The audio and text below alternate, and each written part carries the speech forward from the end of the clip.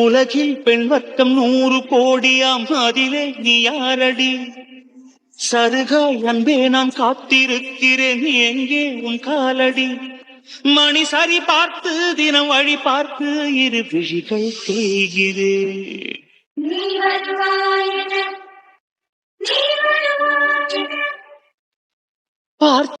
சத்தி தம்பி, இப்போ நான் பேசுறது தப்பா சரியானு எனக்கு தெரியல.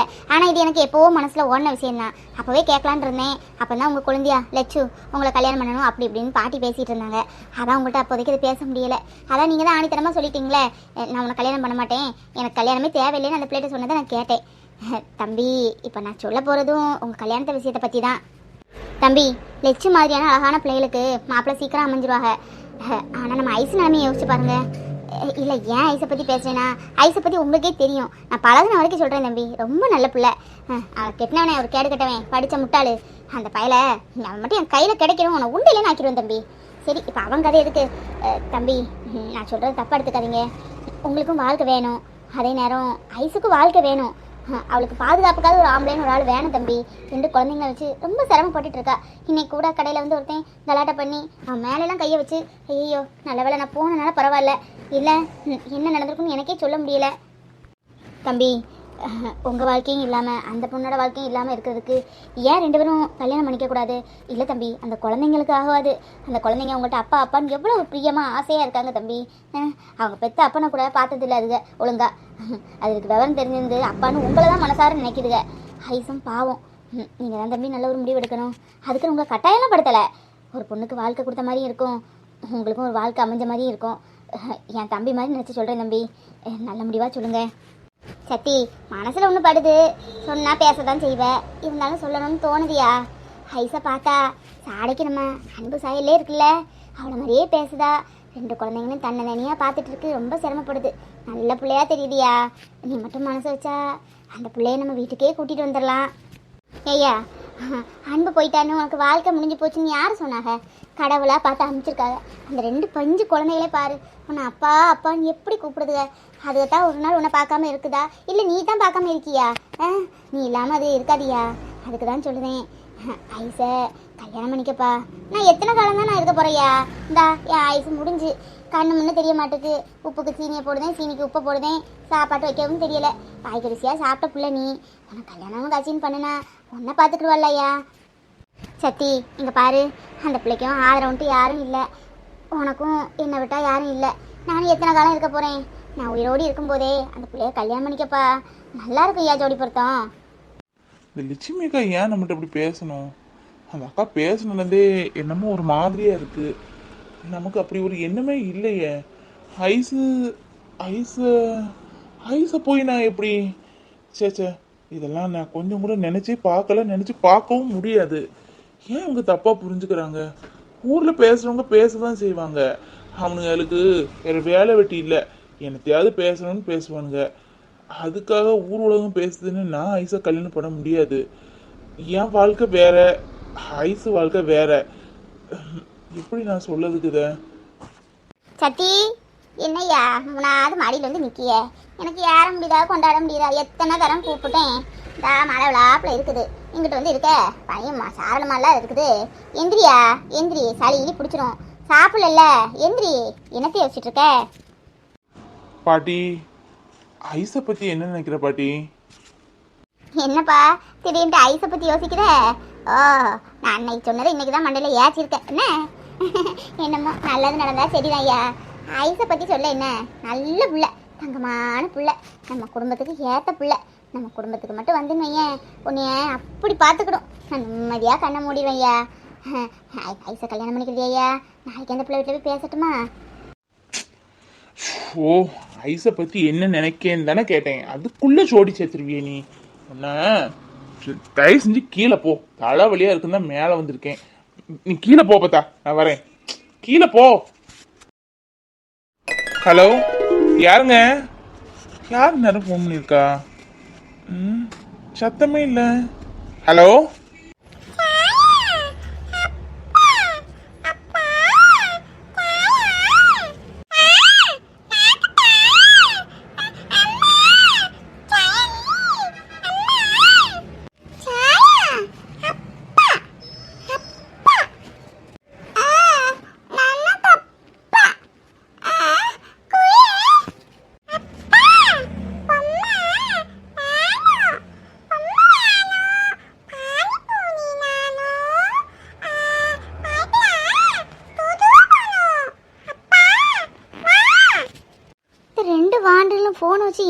நோண்டிட்டு இருக்கு. ஃபோனை கொடுத்தாரு, என்ன ஏதுன்னு கூட பார்க்கல. ஆன்ல இருக்கா ஆப்ல இருக்கான்னு கூட தெரியல. அது கடையில் நோண்டிட்டு இருக்கு பாரு. இன்னமும் வம்பாக்கி வச்சுட்டு இருக்கா என்னன்னு தெரியலையே. ஏய் குடி. அப்பா நானா பைக்ல வவ்வேன். ட்ரூ ட்ரூ பண்ணும். தூதா பண்ணும். அப்பா அட தங்க பிள்ளைகளா நீங்களா? எடடே போன் அடிக்கக்கூடிய அளவுக்கு வந்துட்டு போல இருக்கேன் பிள்ளைங்க. என்னம்மா என்ன பண்ணிட்டு இருக்கீங்க ரெண்டு பேரும்? பொம்மை வேணுமா? சாரா குட்டி தானே, பானிபூரி பொம்மையெல்லாம் ராத்திரி ஆயிட்டு இப்படியே காலையில போவோம்.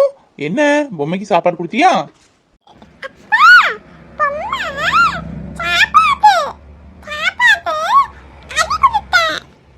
ஹலோ யாரு? சாரிங்க, பிள்ளைங்க ஏதோ கை தவறி போன் போட்டுட்டு போல.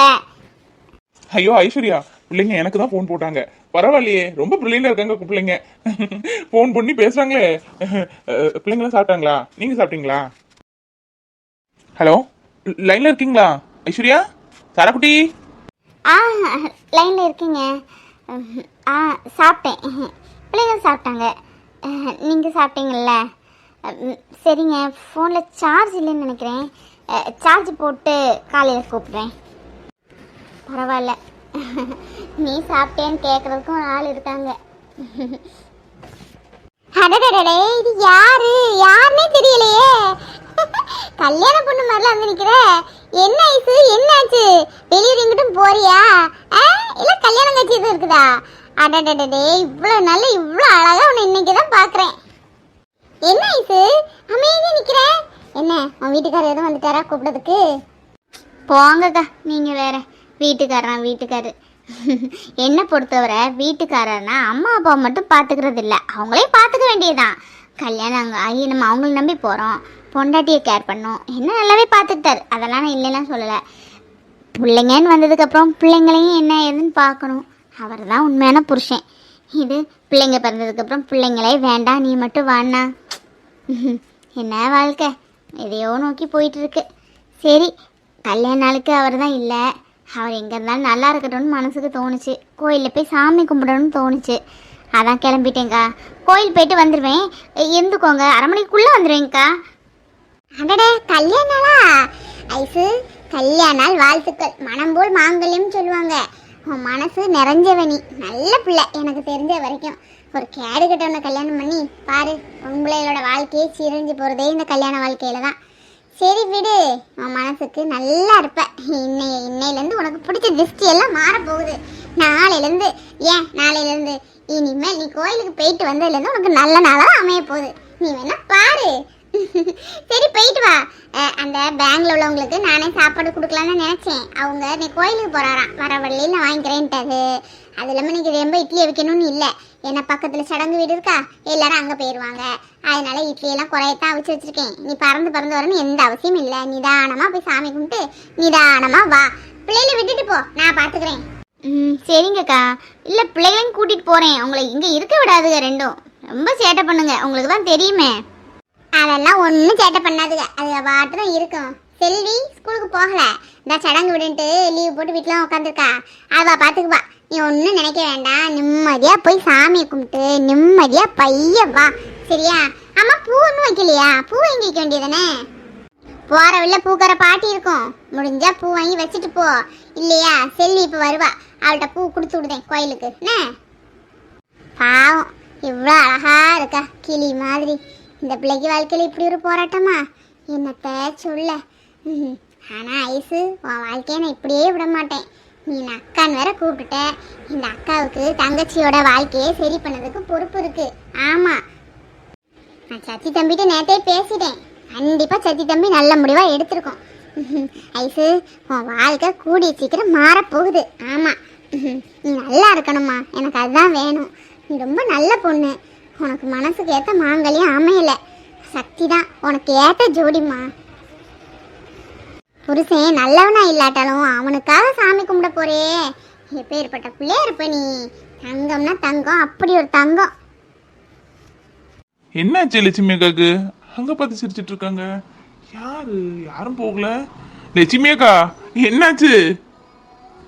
வாங்க தம்பி, இந்த ஐஸுக்கு போனா. ஆமா ஐஸ் போனல தம்பி உங்களை எதிர்பார்த்துட்டு இருந்தேன். ஐஸ் இப்போ நான் கோயிலுக்கு போனேன். தனியா போனா ஒரு மாதிரி இருக்கேன்னா பிள்ளைய ரெண்டு தூங்கிட்டு இருக்கு. அதான் அந்த பூவை வச்சுட்டு போயிட்டா. அர்ச்சனைக்குள்ள பூவை கொஞ்சம் கொண்டு கொடுத்துறீங்களா தம்பி? நான் எங்கக்கா கொண்டு கொடுக்கறதுக்கு? நீங்க வேணா கொடுத்துட்டு வாங்க, நாங்க நிக்கிறேன். என்ன ஒரு இட்லி எவ்வளோன்னு சொல்லுங்க, யாராவது வந்தா நான் எடுத்து கொடுத்து காசை வாங்கி போடுறேன். நான்லாம் போகலக்கா, நீங்க போயிட்டு வாங்க. அட என்ன தம்பி நீங்க டிப்பு டாப்பா இருந்துகிட்டு இட்லி வியாபாரம் பாப்பீங்களா? அட இட்லி வியாபாரம் பார்த்தா பாட்டி என்ன சும்மையா விடும்? என் மாமன் இட்லி வாங்க வந்தா அவனை இட்லி வியாபாரத்துக்கு இருக்கியா குஞ்சு என்ன கிளிகளையும் கிழிச்சு தொங்க விட்டுறாது. அதெல்லாம் வேண்டாம், போங்க தம்பி. நல்லா வெட்ட வெட்டி செடியெல்லாம் கட்டி தானே இருக்கிய. கோயில போய் சாமியை கும்பிட்டுட்டு இந்த பூவை ஐசிட்ட கொடுத்துட்டு வாங்க. அந்த பூவை நம்ம வீட்டு வாசல்ல தான் வச்சிருக்கா செல்வி. அவள்கிட்ட போக சொன்னதுக்கு போக மாட்டேன்னு இந்த பிள்ளை அடம் பிடிச்சி விளையாட போயிட்டு. அதுதான் போங்க தம்பி. அட போங்கண்ணா, நல்ல விஷயமா அவ சாமி கூட போயிருக்கா. பூவை கொடுக்கறதுனால என்ன வந்துட்டு சொல்லுங்க? பிள்ளைய வேற தூங்கிட்டு இருக்கு. அக்கா பிள்ளைய எந்திக்கக்குள்ள நான் போயிட்டு வரணும்ட்டு போயிட்டா அவசரத்துல பூவை வச்சுக்கிட்டு. போங்க தம்பி.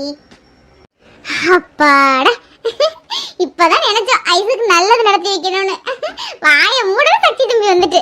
கடவுளே, 2 பேரும் ஜோடியா சாமி கும்பிட்டுட்டு வரட்டும். கடவுளே, 2 பேருக்கும் மனசை மாத்தி இரு மனசை மாத்தி ஒரு மனசை ஆக்கி கொடு. அது போதும் எனக்கு. சாமியே கும்பிட வரக்கூடாதுன்னு இருந்தேன். என் வாழ்க்கையே கெட்டு குட்டிச்சுவராயிட்டு. இதுக்கப்புறம் இந்த சாமியை கும்பிட்டா என்ன, கும்பிடாம இருந்தா என்ன? இல்ல போக மனசும் இல்ல. சரி வாசல் வர வந்துட்டு போய் தொலைவோன்னு இருக்குது. அவளுக்காகலாம் கும்பிட வரல, எனக்காக, எங்க அம்மா அப்பாக்காக, என் சரணுக்காக. என் சரண் நல்லா இருக்கணும், கூடிய சீக்கிரம் நான் அவனை பார்க்கணும், அவன் என் கையால கொஞ்சணும். அதுக்காக தான் கும்பிட வந்திருக்கேன்.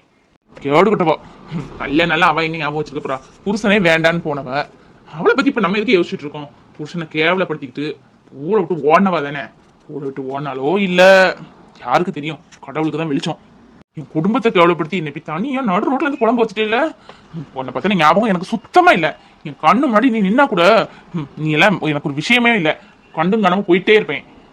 ஆனா என் பிள்ளைய மட்டும் என் கையில கொடுத்துட்டேன்னு வையன், அவனை கோடி கும்பிடு போட்டு நான் பாட்டு போயிடுவேன். என் பிள்ளைய வச்சுட்டு தானே விளையாட்டு காமிச்சிட்டு இருக்க. இருக்கட்டும், ஒரு நாள் இல்ல ஒரு நாள் என் பக்கமும் காத்து வீசும், அப்ப பாத்துக்கிறேன்.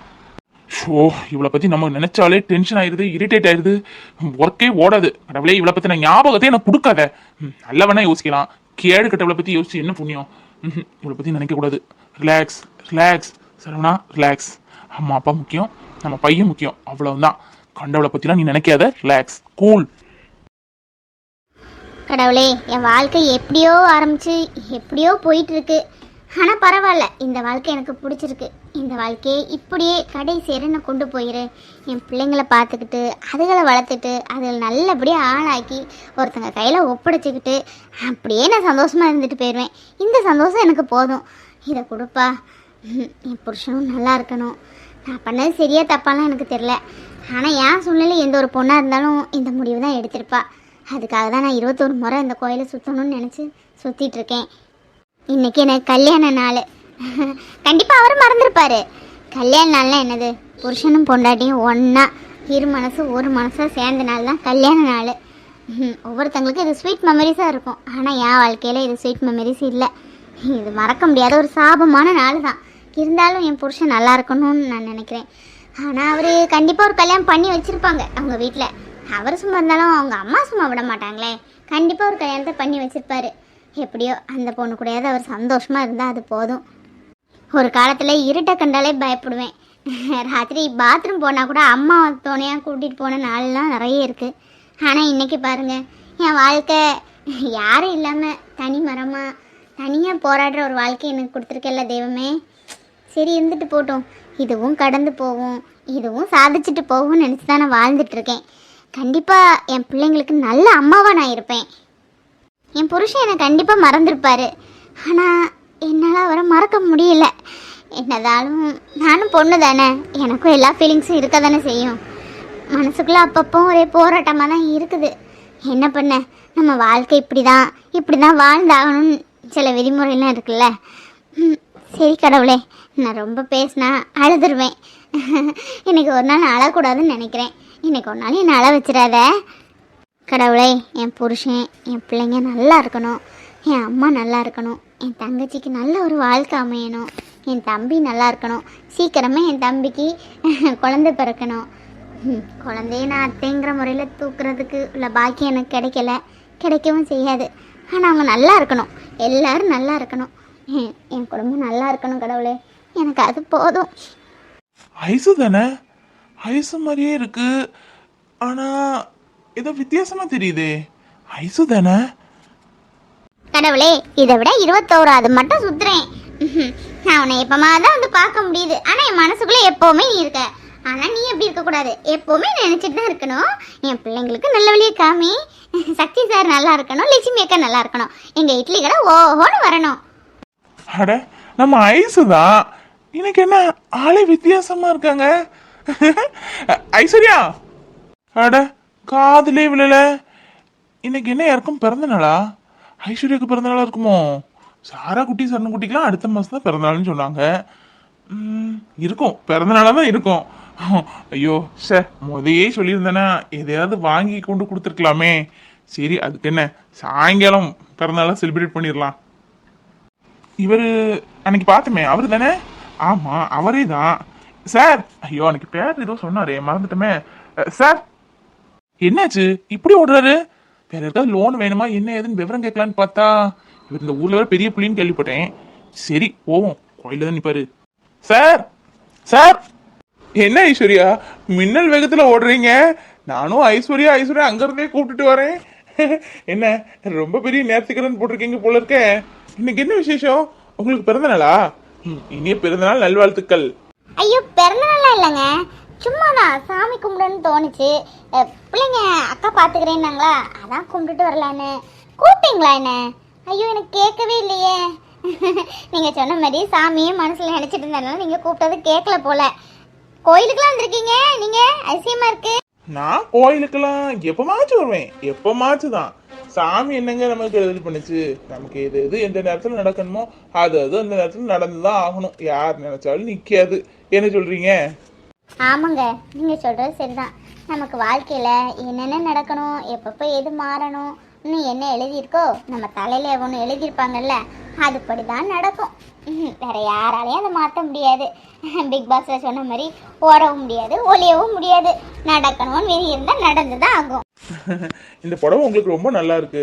உங்களுக்கு தினம் பாக்குறது ஐசு வேற, இன்னைக்கு ஏதோ புது ஐசுவை பார்த்த மாதிரி ஒரு ஃபீலா இருக்குங்க. ஆமா, நீங்க பூ வைக்கலையா? பூவை கொடுக்கதாங்க நான் வந்தேன். பூ வச்சுங்க, கீழே விழுந்துட்டோன்னோ தெரியலையே. அட, கீழே விழுந்த பூ தான் இது. லட்சுமி அக்கா பூ இருக்கு எடுத்துட்டு போங்கன்னாங்க. நானும் அங்க சுத்தி சுத்தி பார்த்தேன், பூவையும் காணும் ஒன்றும் காணும். சரி, கோயில வந்து உங்கள்கிட்ட சொல்லலான்னு வர நேரத்துல உங்க தலையில இருந்து பூ விழுந்துச்சு. அதை தான் எடுத்து கொடுக்கலான்னு உங்களை கூப்பிட்டா நீங்க பாட்டு ஒலிம்பிக்ல ஒன்ன மாதிரி ஓடிட்டு இருக்கீங்க. ஆமா, சாரா இல்ல சரண் யாரையும் ஒரு ஆளையே தூக்கிட்டு வந்திருக்கலாமே. இல்ல, லட்சுமிக்க பாத்துக்கிறேன்னாங்க. நீ போய் நிம்மதியா சாமி கும்பிட்டுட்டு வா, எதையும் யோசிக்காம. பிள்ளைங்களை நான் பாத்துக்கிறேன். அது இல்லாம இன்னைக்கு பக்கத்து வீட்டுல சடங்கு விடல, அதனால யாரும் இன்னைக்கு டிஃபன் அவ்வளோவா சாப்பிட வர மாட்டாங்க. இன்னைக்கு வியாபாரம் அவ்வளோவா இல்லை, அதனால நீ பையன் சமாதானமா கும்பிட்டுட்டு வான்னு சொன்னாங்க. சரி, அக்கா தான் இருக்காங்களே பிள்ளைங்களை பாத்துக்கிறதுக்கு தான் நான் வந்தேன். அப்போ உங்களுக்கு இன்னைக்கு பிறந்த நாள் இல்லையா? நீங்க திடீர்னு கோயிலுக்கு போயிருக்கீங்கன்னு லட்சுமி அக்கா சொன்னோன்னே பிறந்தநாள் தான் போலவோ அப்படின்னு நினைச்சேன். சரி, இந்தாங்க பூ வைங்க. கொடுங்க பூவை. புடவை கட்டினா பூ வைக்கணும்னு எங்க அம்மா சொல்லுவாங்க. நல்ல வேலை பூ கொடுத்தீங்க, இல்லட்டா ஒரு மாதிரியா இருக்கும். இப்பதான் மனசுக்கு இன்னும் திருப்தியா இருக்குது. அப்புறம் என்ன இனிமேல் வாங்க போங்கன்னு கூப்பிட வேண்டாம், வா போனே கூப்பிடுங்க.